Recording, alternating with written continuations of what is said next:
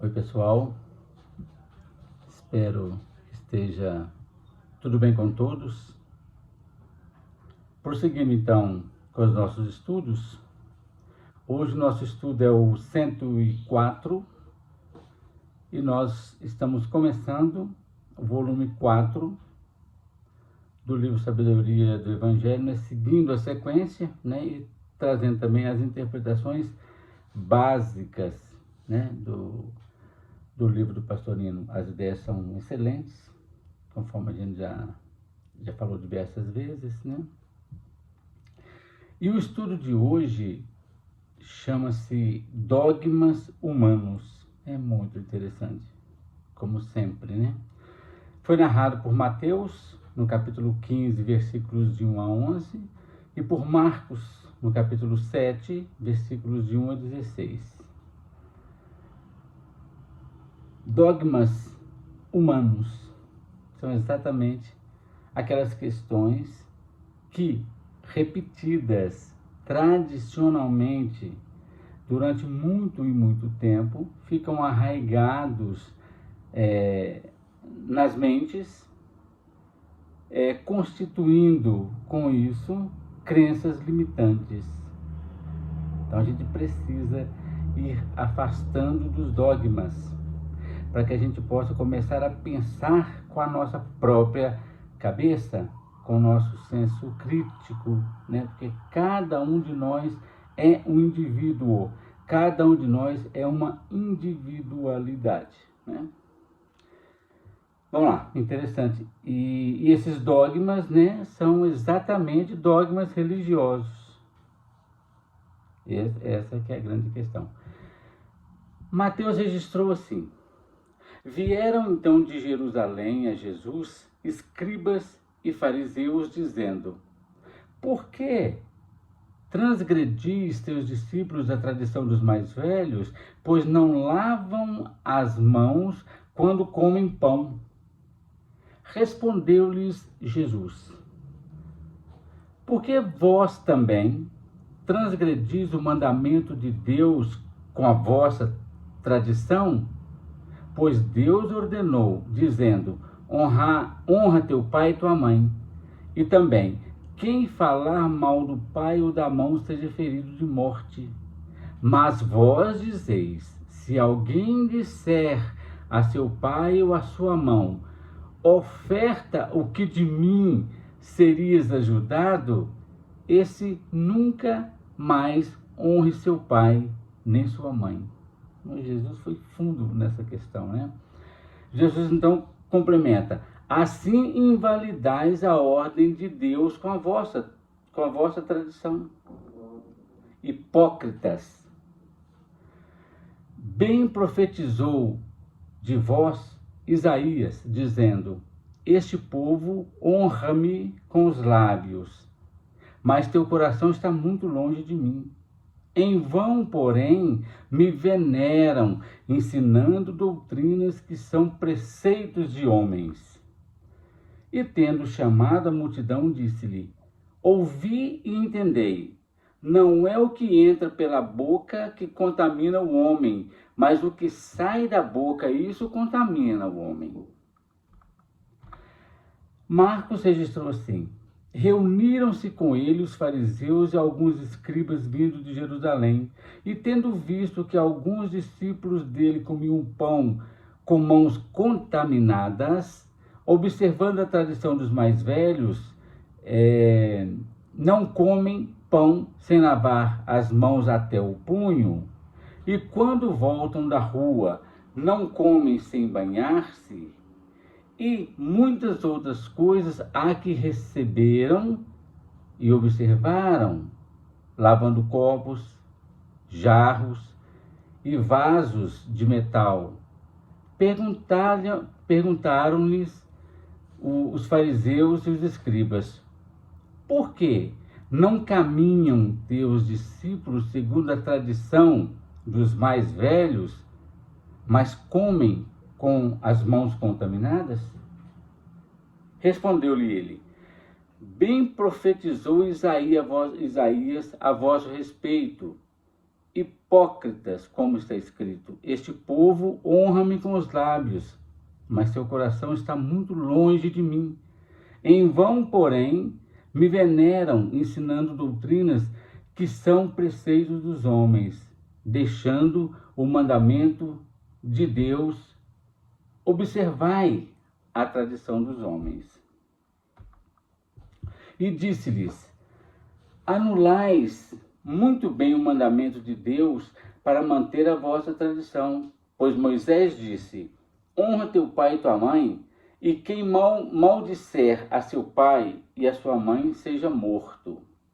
Mas vós dizeis: se um homem disser a seu pai e a sua mãe, oferta o que de mim serias ajudado, não lhe permitis fazer mais nada pelo seu pai e pela sua mãe, invalidando o ensino de Deus pela tradição que vós mesmos transmitistes, e fazeis muitas outras coisas semelhantes. E tendo chamado o povo, disse-lhe: ouvi-me todos e entendei. Nada há fora do homem que, entrando nele, possa contaminá-lo, mas as coisas precedentes dele, essas são que contaminam o homem. Se alguém tem ouvidos de ouvir, ouça. Interessante.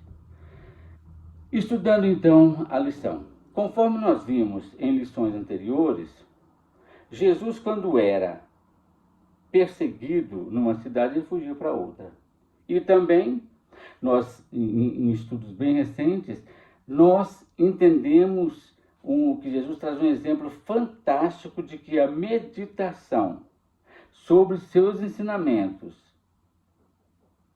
e a meditação e a prática, né, vamos dizer assim, dos ensinamentos de Jesus por si só já poderia levar a pessoa à perfeição. Depois, então, no outro trecho nós estudamos das declarações que Jesus deu aos religiosos, isso, né, no último estudo a gente já trouxe, aos judeus, né? Não sendo acolhidas suas afirmativas inovadoras em relação às crenças tradicionais, Jesus, representando aqui a individualidade, se recolhe na Galileia, né, que significa jardim fechado, jardim da meditação, onde ali ele vai permanecer instruindo seus discípulos no caminho da evolução, né? Na lição de agora, o que nós vemos? Os fariseus verificam que os discípulos de Jesus estão cometendo uma falta grave, né, no conceito deles, pois tomavam a refeição sem lavar as mãos. Isso constituía, né, na visão deles, um crime imperdoável, porque violava preceito dos mais velhos. Transgredir essa tradição importava em heresia, né, punível com a morte. O evangelista Marcos esclarece que a lavagem das mãos antes de comer, ela tinha uma prescrição extremamente rigorosa. Além de serem lavadas até o punho, havia também outras regras, né, complicadas, bem complicadas de seguir. Por exemplo, as mãos tinham que ser lavadas até os punhos, com 2 derramamentos de água sobre elas. O primeiro para purificar a água que saía contaminada, e o segundo para tirar as gotas contaminadas da primeira que porventura ficassem aderidas à pele. As mãos deveriam ser lavadas vazias, isto é, sem segurar nada. Os dedos tinham que permanecer no alto e os punhos para baixo, e assim ficar até que secassem por si.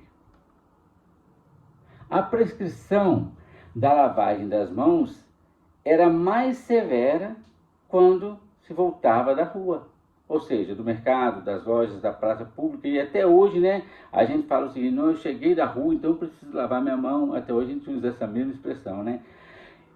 E também eram rigorosas, né, as práticas de lavagem dos copos, jarros, vasilhas de metal. Tudo isso deveria ser lavado e purificado antes de neles serem servidos os alimentos e as bebidas, certo?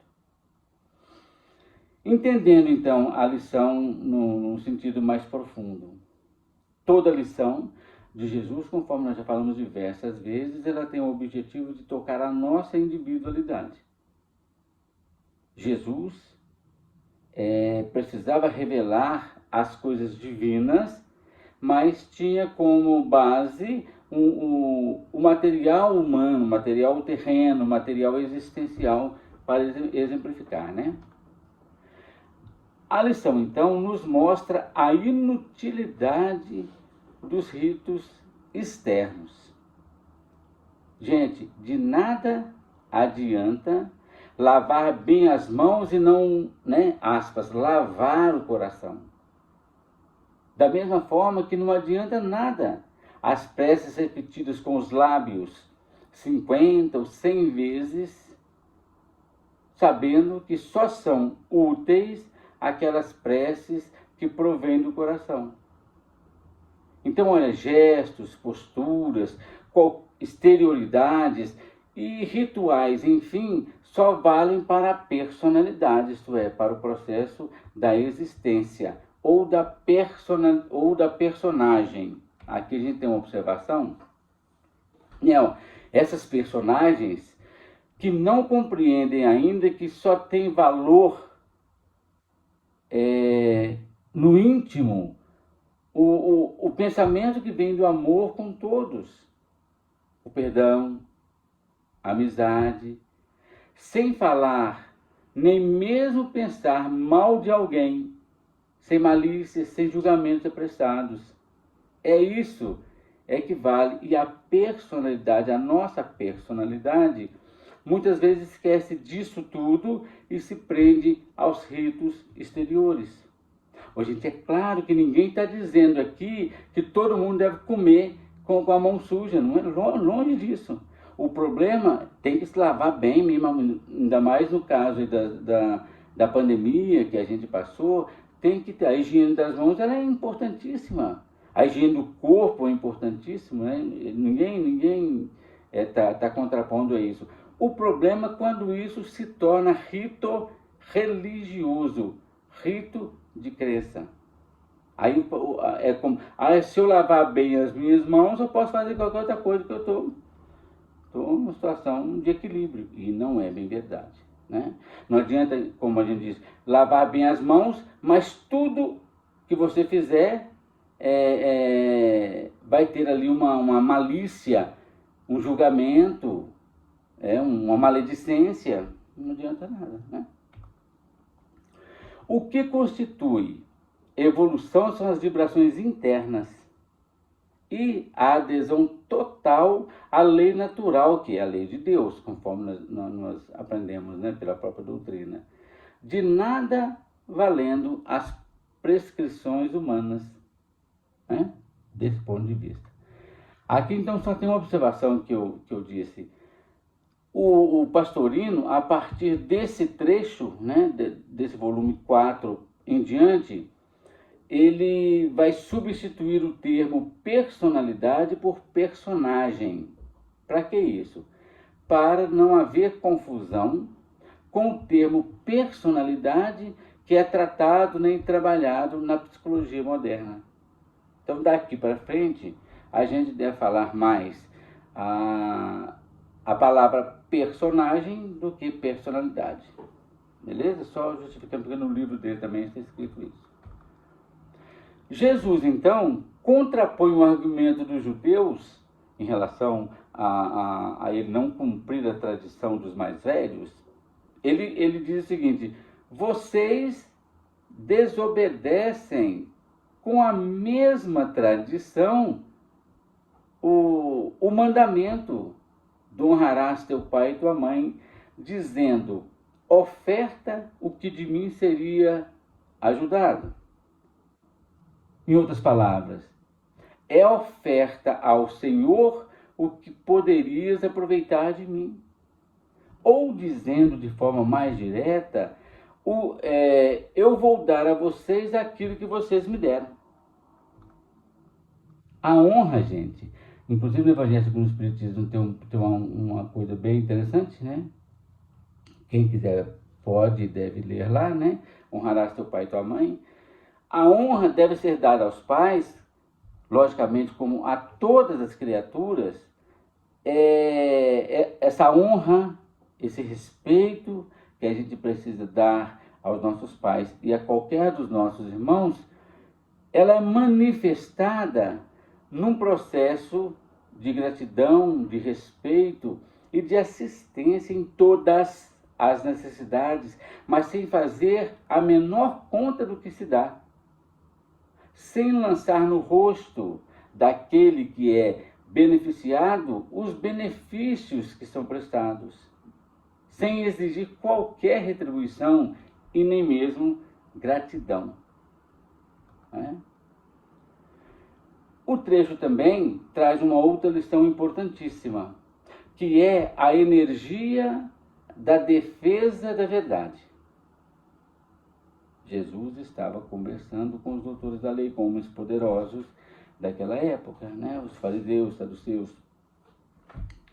Há quem pense que espiritualizar-se e ser humilde é ceder, é se rebaixar. Isso é um engano, né? Deixando que todos dominem e lhe imponha as vontades. Isso a gente já aprendeu que, com certeza, isso não é humildade, né? De modo algum, a gente pode aceitar esse modo de proceder. Humildade, como nós já vimos, é a naturalidade espontânea, é o ser verdadeiramente ser aquilo que ele é. Ceder externamente com a revolta no íntimo é, na verdade, hipocrisia e não humildade. Mesmo o mais humilde tem a obrigação de falar e de fazer valer a verdade contra qualquer erro. Embora para isso seja necessário alterar-se, às vezes é necessário alterar-se mesmo usando termos fortes. A hipocrisia, a mentira, as traições devem e têm que ser combatidas de peito aberto, sem temores, pois muitas vezes sob a capa da humildade, na prática tem ali uma legítima covardia. Gente, só para deixar claro, não queremos dizer aqui que logo na primeira fala de alguém o outro deva ser violento. Porque pode-se ser enérgico sem utilizar palavras pesadas. Há casos, no entanto, em que as palavras duras são indispensáveis para que se seja ouvido e respeitado. Não podemos, nem devemos de jeito nenhum nos amedrontarmos diante dos grandes e poderosos, porque os grandes e poderosos são nessa existência. São processos da personagem encarnada. Porque o verdadeiro poder está naquele que verdadeiramente ama. Ao contrário, então, ao invés de temer, devemos enfrentá-los com coragem, assim como Paulo ensinou na sua carta aos Gálatas, capítulo 2, versículo 11. Paulo diz: resisti-lhe na cara. Isso é coragem, né? Então, olha, coragem, firmeza, energias são virtudes e virtudes poderosas e que Jesus, claro, as possuía em grau altíssimo, né? Algo que não podemos esquecer de jeito nenhum, gente. Humildade não é covardia, assim como mansidão não é temor. Deixa isso bem guardado. Humildade não é covardia. Mansidão não é temor, né? No próximo estudo, então, nós vamos continuar, né, o processo de esclarecimento daquilo que Jesus quis dizer. Não é o que entra no homem, mas o que sai dele que o contamina. É um estudo também bastante interessante para a gente perceber que tudo que vem de fora não contamina a individualidade. Tá certo? Mas o que sai do coração do homem o que sai do homem como resultado das suas ações é que pode contaminá-lo. Beleza? Então, no próximo estudo, a gente continua o tema. Que Jesus nos abençoe sempre.